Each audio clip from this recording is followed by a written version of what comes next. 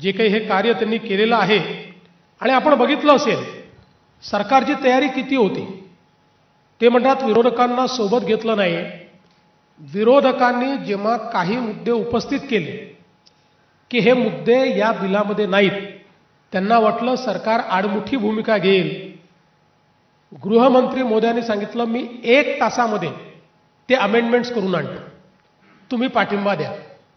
त्यानंतर मात्र त्यांची बोलती बंद झाली, कारण ते ठरवून आले होते की कुठल्याही परिस्थितीमध्ये आपल्याला या ठिकाणी हे बिल मंजूर होऊ द्यायचं नाही आहे।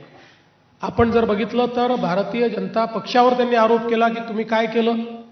मला सांगताना आनंद वाटतो, राजस्थानच्या पहिल्या महिला मुख्यमंत्री वसुंधरा राजे, मध्य प्रदेशच्या पहिल्या महिला मुख्यमंत्री उमा भारती, दिल्लीच्या पहिल्या महिला मुख्यमंत्री सुषमा स्वराज, गुजरातमध्ये पहिल्या महिला मुख्यमंत्री आनंदीबेन पटेल या भारतीय जनता पक्षाच्या काळात झालेल्या आहेत, त्या भारतीय जनता पक्षाच्या नेत्या होत्या।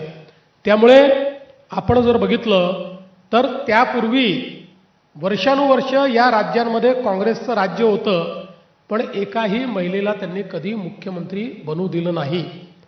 म्हणून आज एक गोष्ट निश्चित आहे की हे जे पक्ष आहेत यांच्याकडे कुठलाही प्रतिवाद नाही। मी तर आज त्यांना ओपन चॅलेंज देतो, ओपन चॅलेंज, की माझ्या स्तरातल्या कुठल्याही त्यांच्या नेत्यांनी माझ्यासोबत महिला विधेयकाच्या संदर्भात ओपन डिबेट करावी। ओपन डिबेट की याच्यामध्ये काय चूक आहे, या पद्धतीत काय चूक आहे, याच्यावर ओपन डिबेट करावी। ते करणार नाहीत, करू शकत नाहीत।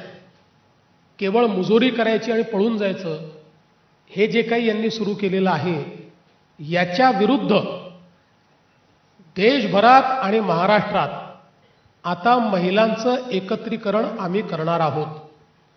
आम्ही हे ठरवलंय की अशा पद्धतीनं जर महिलांच्या अधिकाराची भ्रूण हत्या होत असेल तर त्याच्या विरुद्ध लोकशाहीमध्ये जनमताचा रेटा ज्या दिवशी लक्षात येईल की आता महिलांना आपण तोंड दाखवू शकत नाही, महिलांना उत्तर देऊ शकत नाही, त्या दिवशी ही सर्व पक्ष वटणीवर येतील आणि महिला आरक्षण विधेयकाला हे मान्यता देतील। आणि म्हणून आम्ही महायुतीतले सगळे पक्ष आपापल्या परीने या संदर्भात जनमत एकत्रित करण्याचं काम करू, महिलांना संघटित करण्याचं काम करू। महाराष्ट्रातनं 1 कोटी महिलांच्या सह्या या आम्ही गोळा करणार आहोत या बिलाच्या समर्थनार्थ। त्यासोबत तालुका स्तरापर्यंत मोठ्या प्रमाणात जनजागृती करणार आहोत।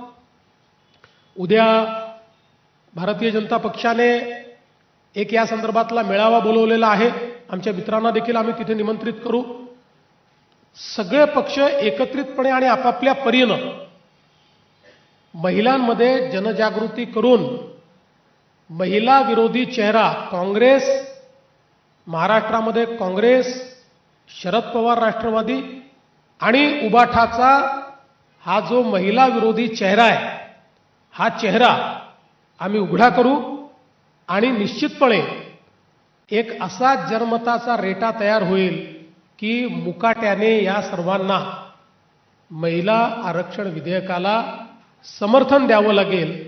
त्या दृष्टीने आजपासनं आमचा निर्धार हा सुरू झालेला आहे आणि तो जोपर्यंत महिलांना आरक्षण मिळत नाही